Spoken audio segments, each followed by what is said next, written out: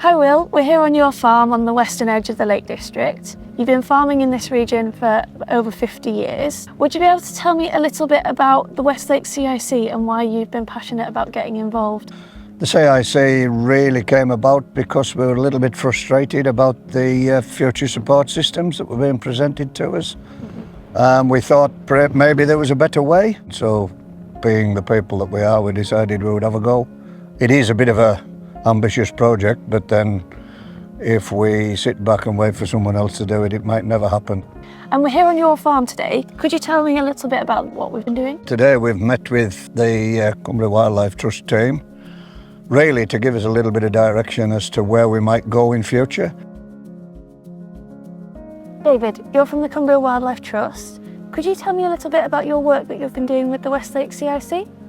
I suppose the thing we're trying to achieve is that sort of mutual benefit of improving the environment whilst keeping the people in the landscape. So the FiPL funding has been really important for funding West Lakes CIC.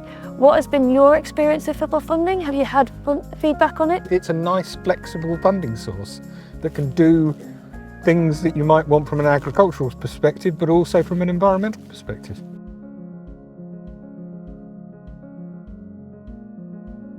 So Amanda, please can you tell me a little bit why the West Lakes CIC started? It's stemmed really from a meeting of Herdwick shepherds at the Herdwick Sheep Breeders Association, who wanted to find ways that farmers could demonstrate the benefits they were giving to the environment alongside farming.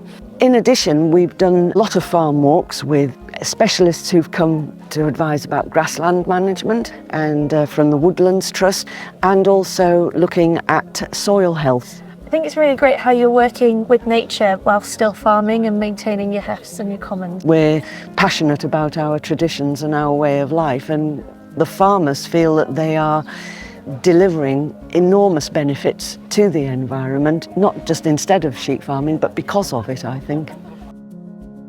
Julius, you're a Lake District sheep farmer from Wasdale. Could you tell me a little bit about why you've got involved with the West Lakes CIC? The landscape, if you like, of farming payments is changing in a quite complex manner, more towards nature and improving the landscape and delivering public goods. So this was a way of us trying to be able to shape our own futures within this new environment. Could you tell me a little bit about your experience working with farming in protected landscapes? I think it's been an absolute lifeline to the CIC in that it's provided the seed funding. Without that funding, it would have been hugely difficult to get anywhere, to be honest. So you would recommend other farmers go down the same route? Absolutely. You know, if there's funding to be had and you've got a good idea and a good project, definitely apply to FiPL.